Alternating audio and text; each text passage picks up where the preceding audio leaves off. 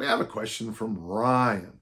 And Ryan says this: the government wants to encourage people to get fit. The intent is to reduce medical costs and improve quality of life. You've been tasked by the president, and I would be honored, Mr. Biden, to if you would put me at that position. You have my phone number. I know you have my phone number because, of my other things. To develop physical standards for the general population. What are your standards for strength, mobility, endurance, work capacity? Honestly, if you go back to JFK's, John F. Kennedy's presidential physical fitness test, which I grew up on, it was pretty good. The most important thing when you do something like this is you need to have, and you can already hear the problem. So it's got to be appropriate for, I would say, I would love to have some standards, and this would take a lot of people, a lot of work. And I tell you one thing, it would turn political very quickly. Somebody would say something like, what about and I'd be like, oh, gee, we're trying to make something work for 300 million people, and everybody in this modern period is unique, which is hard to come up with standards for. But I would break it into, let's just make the easiest way. Let's go by decades, okay? Up to age 10, up to age 20, up to age 30, 40, 50, whatever. And then from there, we'd break it down in the adult section into 3 other bigger groups, and then we maybe even have another tier. So first off, I do think by the age, boy, I'm about to get in hot water here, but by gender, and then with a nod to body weight at some way. And I'm not sure how you would do that. Frankly, if you had asked me this question 40 years ago, I would have absolute clarity. I would give you all the numbers. But nowadays, you have to be a little careful about saying anything about anybody's bodies. So I got criticized for something at an RKC and I'm like, I'm not in charge of this. I'm just teaching the course. But I would try to have a big umbrella of things. I think it could be there's a couple I would like to have. So let's make the universals, okay? The first one would be, I think, and I could be wrong, and someone's going to find a fault with every single one of these, okay? I think you should be able to stand on 1 foot for 10 seconds. Okay. I think you should be able to hang for 30 seconds. I think you should be able to sit in a deep squat for 30 seconds. But Dan, I have titanium legs. Yeah, me too. Both of my legs are titanium. And yet I can get into a deep squat because I think that's important. Stand on 1 foot for 10 seconds. Hang for 30 seconds. Sit in a deep position of a squat for 30 seconds. Be able to get down and up off the floor and maybe use a grading schedule for it. I like the Brazilian one because if you put your hand down or a knee or something like that, you lose a point. Well, I guess we could say it a nicer way. So a perfect score is 10. You don't put your hand down. You don't put your elbow down. You don't put the side of your leg down. You don't put your knee down. For me, I'm an 8 because of my titanium. I always have to put a hand down. But then I whip through and I whip back up, but that's just the way it's going to be. I would like some kind of standard, like being able to walk and then pick a distance. It could be something as simple as 1 kilometer.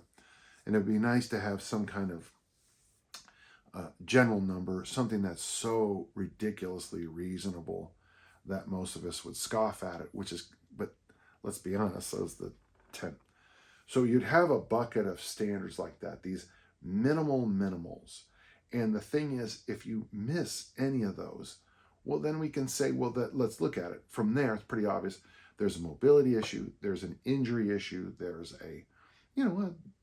you were in a traffic accident. You had a condition from birth. Great. And then we'll slide over on these minimals. We'll slide over and we'll have a nice little bucket for everybody who missed. And in that bucket would be, here are some things you could do for mobility. Here's the thing you could do for flexibility, for endurance, for strength, for every task you don't pass. And just make it clear, we want you to pass these tests. When it comes to, in a general sense, I'm still a big fan of what Nick Rains did with FitRanks, where he has 8 different levels. He's got male, female numbers for 8 different levels. He's got 3 age cohorts for each of the levels. There's a lot of levels. And I like that approach. And I would probably, I would give him some nominal role and then steal all the information from him, as I always do. But I get what I'm trying to say is, after those minimums, I would like, as appropriate, each of those subgroups to have not just, elite athlete and you're a dumpster fire, but to have actual levels in between. And here's the funny thing: it's like my standards for like a normal adult. I mean, I expect you to be able to get into the bottom of a squat. That would be number 1, and maybe a number 10 would be, I'd like to do overhead squats with your body weight locked out for 15 reps. Well, that's a huge jump from just being able to do one squat. But I'd like to have a lot of standards. And the thing is, you could come in with these and they are more of a shopping list or a menu. Here are some things you want to explore. And to make sure we have, I would like to have options in mobility, flexibility, appropriate cardiovascular, appropriate power, appropriate strength, maybe even a medley of things to, just had that question on Spartan races. And my point on Spartan races is you get in shape so you can finish the race first, then get yourself into shape so you can do all the obstacles. And then level 3 is get yourself in shape that you can not only finish the obstacles, but also run the race. Run the race, not, oh my God, I'm dying. So that's kind of how I would do it. Now, I'm 65 and, my goal,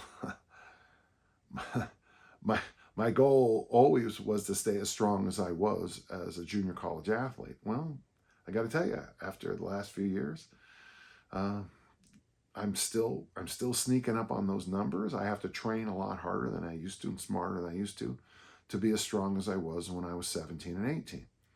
I will never be as strong as I was when I was at my elite levels. That just ain't going to happen. Having said that, if I have a target number like I do, my target numbers are very clear right now in my head. I mean, absolute clarity on those numbers. And I'm training towards those numbers. And what's nice about that is it gives me a target, a goal, and here I'm here, and I want to get to there.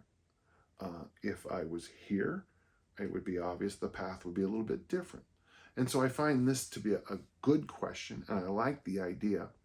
As I'm looking at it, should the standards scale with age? I would say yes, but with age, I'd like to add one other thing. Remember I said I want to go by decades?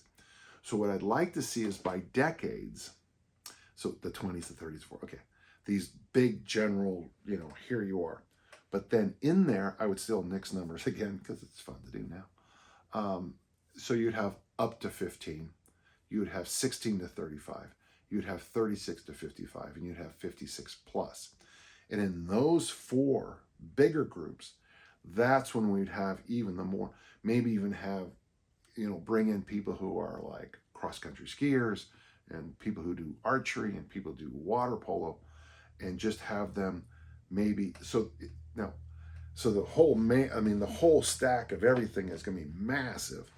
But if it's online or something, I could put in, I'm 65 years old, I'm male, I'm interested in Olympic lifting or powerlifting or water polo. When I press that button, the national body would be on that list to join if I want to compete. Local organizations might show up if I want to be part of a team. Some training templates for someone my age who has some experience, a beginner program, and really make it so that, and it doesn't have, none of it has to be perfect. It just has to be available. I loved, this is going to sound weird, but I might be the last of the generation. We used to train for the presidential fitness tests. We would take them very seriously, and we would figure out ways, to do this would help us do that. I had good teachers who actually thought things through. Like at Southwood, we had to do a 6-minute run and a 600 yards, sorry. And the one teacher always had us do the 6-minute run, the first part of the whatever first day of testing, because most of the students hated that the most. Interesting thing, uh, it wasn't nearly as hard as the 600. So we would do the 6 minute run, and then we'd do something of a little bit easier test. I mean, there was like a shuttle, which was actually a pretty easy test. And I remember a couple of my classmates were amazing at the shuttle.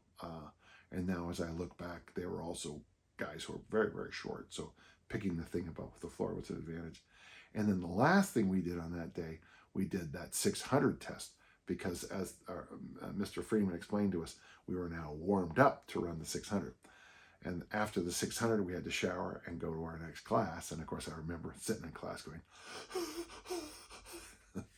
but we loved those tests. And I had friends, Steve Ludwig, Barry Mamini, who would actually kind of figure out ways to, they would tell me, okay, it's not worth working on adding this, because you can get this, adding one more to that thing only gets you 1 point, but adding 2 more sit-ups gets you 10 more points. So focus on the sit-ups. They had the whole thing matrixed out, algorithmed out. That's what I'd like to do. I know it sounds like it was vague in some spots, but the more standards you have, and the more that every single person can go in and more concepts pop out, I think would be a real value. I hope that helps. That's a good question. Thank you.